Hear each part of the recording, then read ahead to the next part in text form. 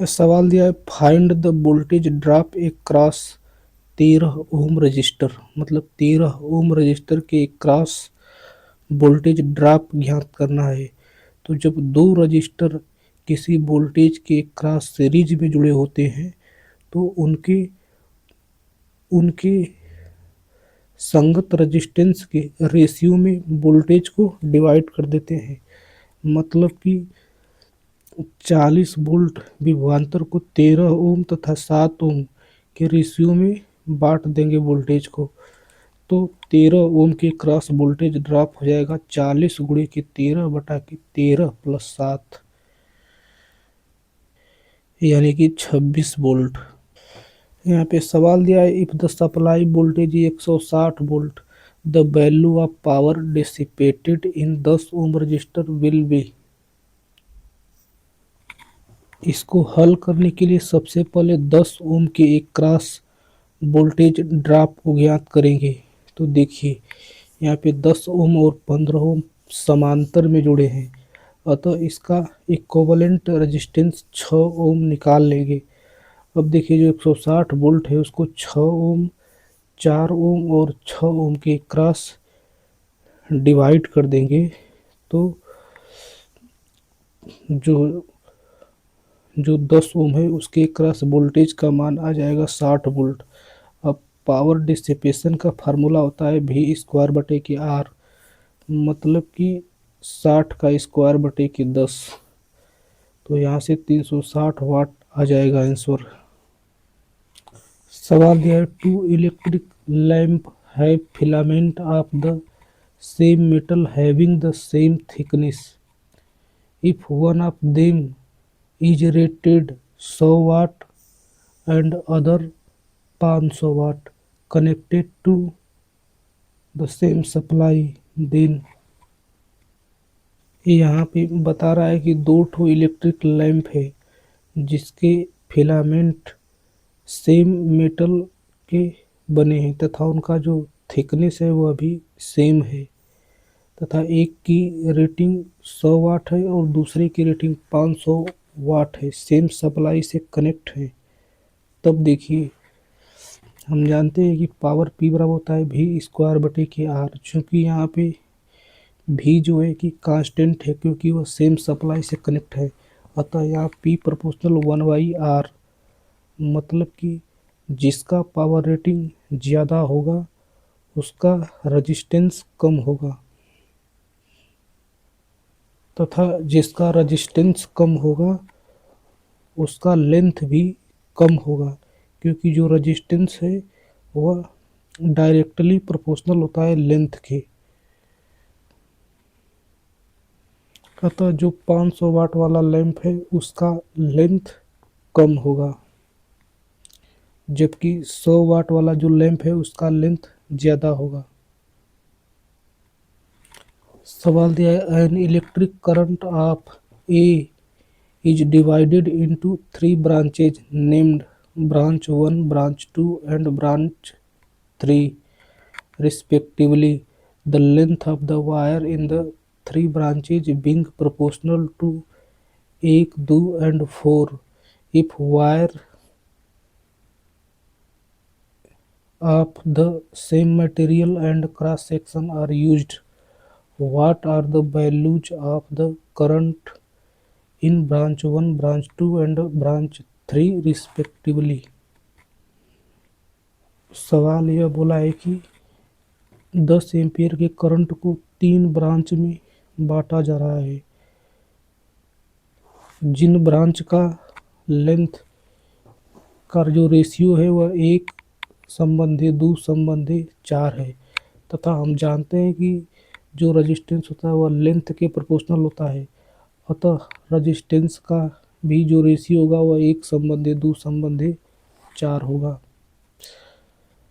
अब देखिए इस रजिस्टेंस में जो 10 एम्पियर करंट है उसको डिवाइड करना है।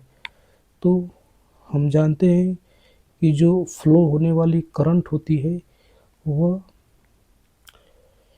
रजिस्टेंस के व्युत्क्रमानुपाती होता है।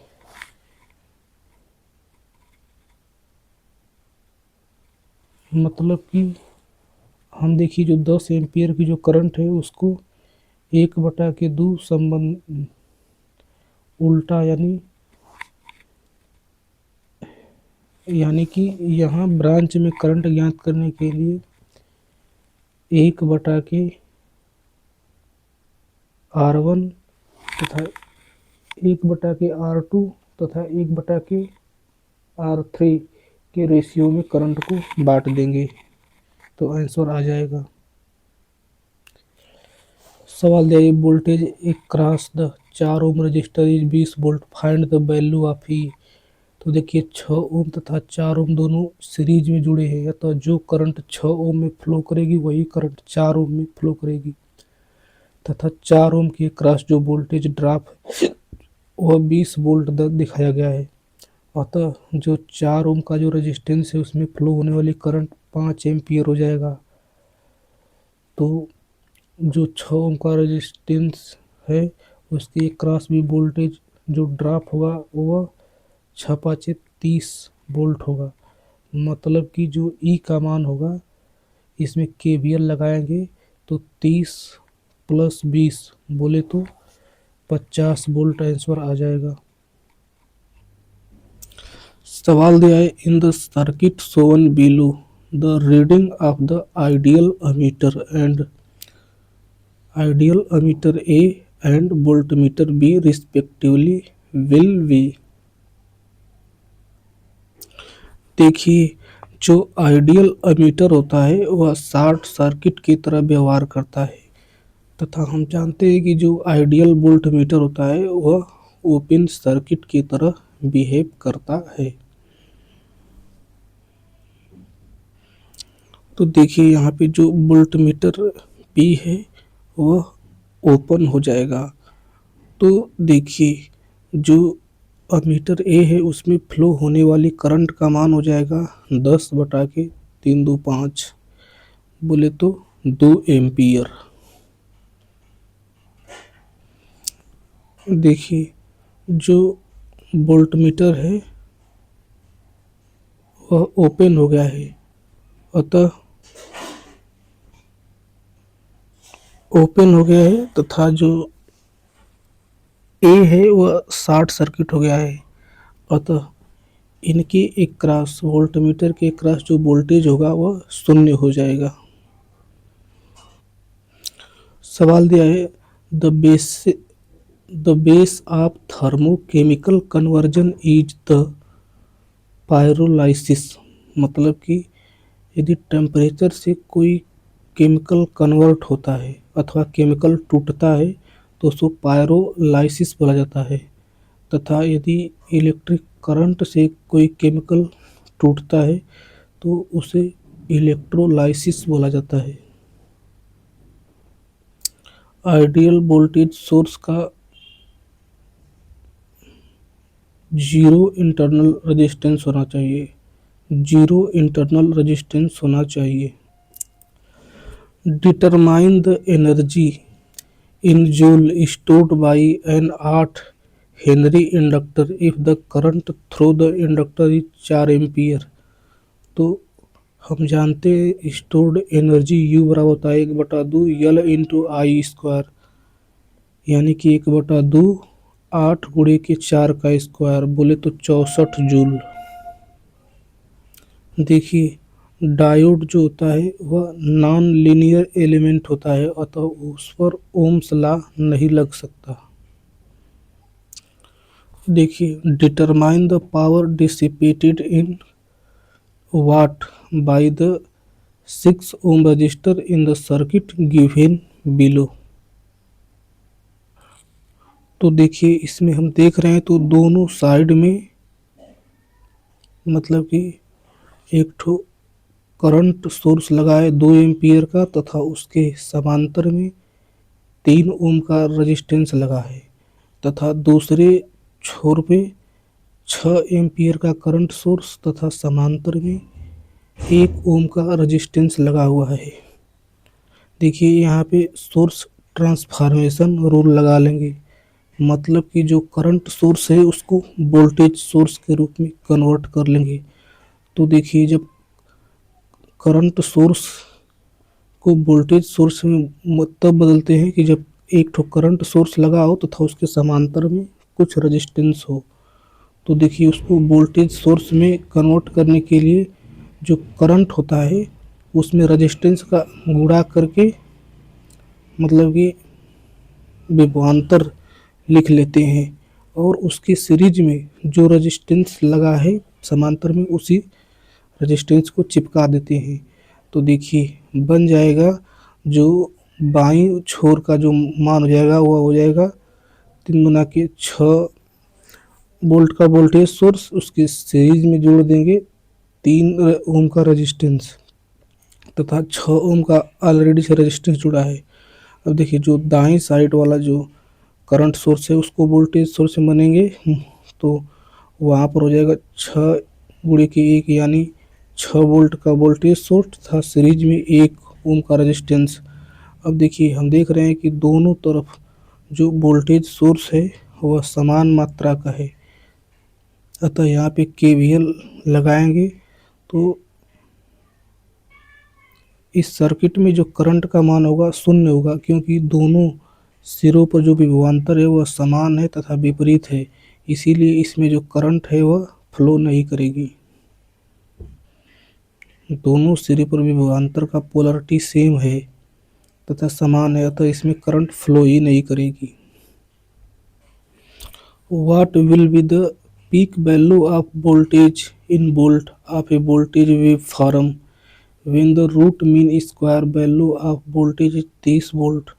मतलब RMS वैल्यू जो है 30 है तो पीक वैल्यू का मान याद कीजिए। तो हम जानते हैं कि जो RMS मान बराबर होता है वह पीक वैल्यू बटा के करड़ी में 2 तथा पीक वैल्यू बराबर हो जाएगा RMS गुणे की करड़ी में 2 यानी 30 गुणे की करड़ी में 2 बोले तो 42.42 वोल्ट आ जाएगा। What will be the frequency in hertz of sinusoidal wave when the time period of the wave is 2 millisecond. तो देखिए हम जानते हैं फ्रीक्वेंसी बराबर होता है 1 की आवर्तकाल यानी कि 1/2 मिलीसेकेंड यानी कि हो जाएगा 500 हर्ट्ज फ्रीक्वेंसी। सवाल दिया what will be the peak value of alternating voltage in volt when the average value of the voltage is 140 volt. देखिए एवरेज वैल्यू का मान होता है 2Vm बटा के पाई। एवरेज वैल्यू का मान होता है 2Vm बटा के पाई। यहाँ पे Vm पीक मान है तो देखिए यहाँ पे 2Vm बटा के पाई का मान दिया है 140 वोल्ट। तो यहाँ से जो Vm का मान हो जाएगा वो 70 पाई हो जाएगा। मतलब 70 में 3.14 का गुणा कर देंगे तो आ जाएगा 219.8 volt. So that determine the value of reactive power in volt ampere reactive of a circuit having power factor of 0.6 when the apparent power of circuit is 120 volt ampere. तो देखिए यहाँ पे दिया है जो पावर फैक्टर बोले तो कास phi का मान 0.6 है। तो देखिए साइन फाई का मान हो जाएगा 0.8 तथा हम जानते हैं कि जो रिएक्टिव पावर होता है उसका मान होता है Q बराबर एस इंटू साइन फाई बोले तो एपारेंट पावर गुणे के साइन फाई। तो देखिए यहाँ पे हम देख रहे हैं कि साइन फाई का मान 0.8 है तथा अपारेंट पावर का मान 120 है। तो 120 गुणों के 0.8 बोले तो 96 वोल्ट एम्पियर रिएक्टिव।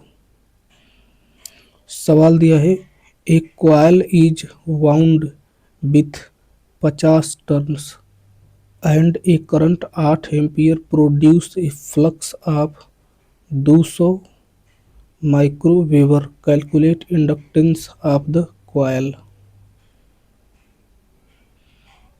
देखिए हम जानते हैं इंडक्टेंशियल बराबर होता है N इंटू फाई बटा के आई।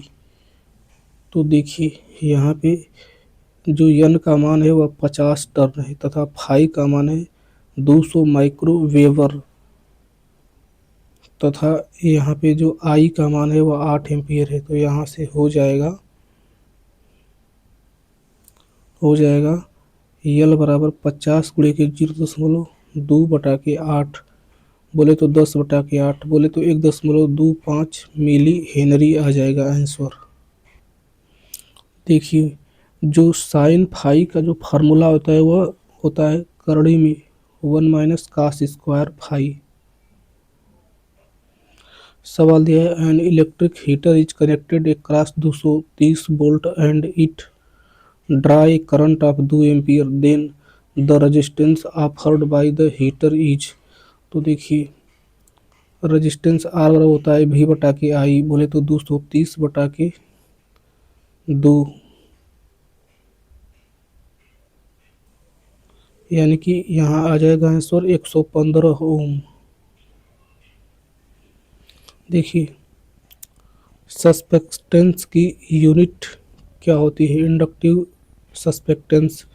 देखिए सस्पेक्टेंस का फार्मूला होता है y बराबर जी प्लस जी बी। यहाँ पे सभी जो राशियाँ होता है महो में चलता है यानी सस्पेक्टेंस का जो यूनिट होगा वह महो होगा।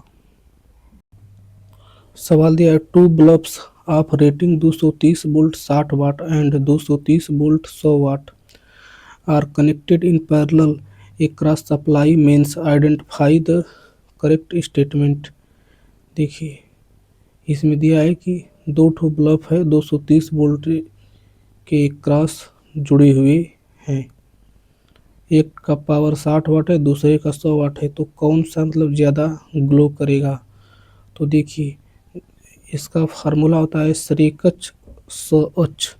देखिए श्रेकच मतलब कि जो श्रेणी में यदि जुड़े रहेंगे तो जिसका कम पावर होगा वह ज़्यादा ग्लो करेगा तथा समांतर में जुड़े होंगे SH मतलब समांतर में जुड़े रहेंगे तो जिसका पावर अधिक होगा वह अधिक ग्लो करेगा।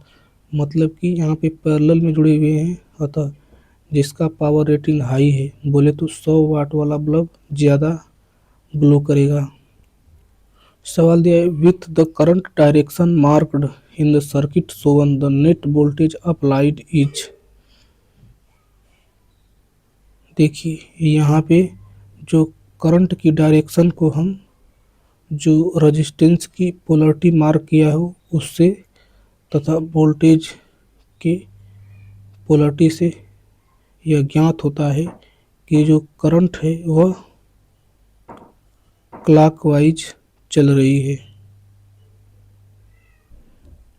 क्योंकि हम जानते हैं कि जो रेजिस्टेंस होता है उसमें करंट हमेशा प्लस से माइनस पोलरिटी की तरफ पॉजिटिव पोलरिटी से नेगेटिव पोलरिटी की तरफ फ्लो करती है तथा जो वोल्टेज सोर्स होता है उसमें हमेशा नेगेटिव पोलरिटी से पॉजिटिव पोलरिटी की तरफ करंट फ्लो करती है।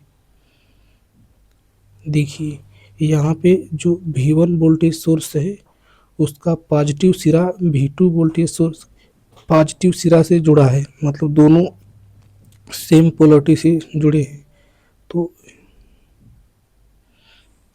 देखिए यहाँ पे जो पहला जो वोल्टेज सोर्स है उसमें करंट नेगेटिव से पॉजिटिव की तरफ जा रही है तो यहाँ पे जो V1 होगा वह पॉजिटिव होगा यानी प्लस V1 तथा देखिए जो दूसरा वोल्टेज सोर्स V2 है उसमें जो करंट है वह पॉजिटिव से नेगेटिव की तरफ जा रही है तथा हम जानते हैं कि जब वोल्टेज सोर्स में पॉजिटिव से नेगेटिव की तरफ करंट फ्लो हो तो वहाँ पे जो वोल्टेज होगा वह V2 का मान वह नेगेटिव होगा यानी V नेट बराबर आ जाएगा V1 माइनस V2 अर्थात कि यहाँ पे माइनस कॉमन कर लेंगे तो माइनस कोष्टक में V2 माइनस V1 हो जाएगा।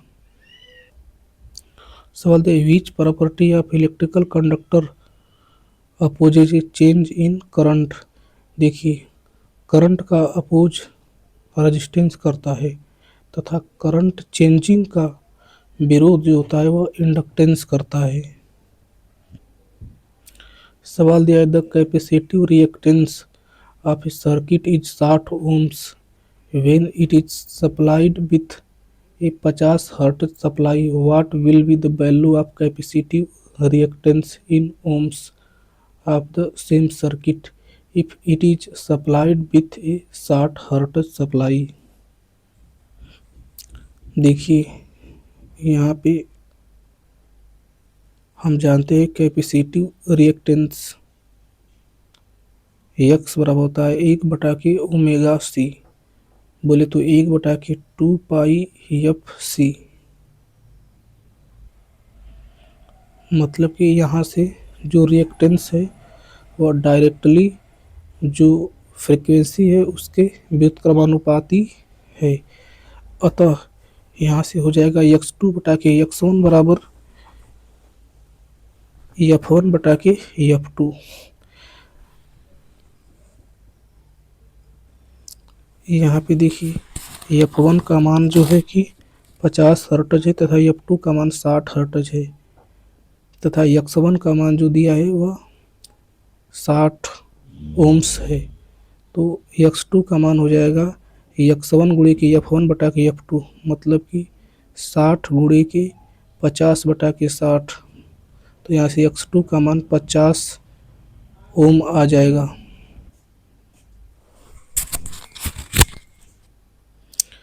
देखिए which of the following is the dimension of resistance. तो रेजिस्टेंस आर बराबर होता है V/I। V को तोड़ देंगे तो V बराबर हम जाते हैं E/L होता है तथा I को तोड़ेंगे तो होता है I बराबर Q/T तथा E का फार्मूला होता है F/Q तथा F का जो बीमीय सूत्र होता है mLT/-2 into L/Q² into T। सवाल दिया light waves travel with A velocity of. देखिए हम जानते हैं कि प्रकाश की गति होती है 3 × 10⁸ मीटर पर सेकेंड, यानी कि 1 सेकेंड में 3 × 10⁸ मीटर दूरी तय करती है। यदि इसको सेंटीमीटर में बोलेंगे तो 1 सेकेंड में 3 × 10⁸ × 100 सेंटीमीटर तय करेगी। मतलब कि यहाँ से हो जाएगा 3 × 10⁻10 सेंटीमीटर पर सेकेंड। सवाल दिया 3 resistor each of R ohm are connected in star, what is the value of equivalent delta connected resistor. देखिए यदि स्टार में 3 ठो रजिस्टर कनेक्ट हैं, प्रत्येक का रेजिस्टेंस आर है, तो यदि उन्हीं रजिस्टर को डेल्टा में कनेक्ट कर दें और इक्विवेलेंट रेजिस्टेंस पूछे तो उसका मान हो जाएगा 3 × R हो जाएगा।